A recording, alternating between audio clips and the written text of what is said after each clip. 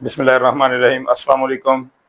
मैं मियां साजिद अल आसी मोटर समुंदरी, मेरी तरफ से तमाम दुनिया के मुसलमानों को दिली ईद मुबारक, और अहलियान समुंदरी को मेरी तरफ से तमाम दोस्तों को, भाइयों को ईद उल फितर मुबारक हो। और इस मौके पे मैं एक पैगाम देना चाहता हूँ तमाम दोस्तों को, भाइयों को, कि अपने साथ जितने भी गरीब मुस्तहिक अवाम है उनका ख्याल रखें, और ईद की खुशियों में उनको आप अपने साथ शाना बशाना खड़े रखें कि उनको किसी भी चीज़ की महरूमी का शिकार महसूस ना हो। या मेरा यही पैकेज था तमाम मुसलमान भाइयों से।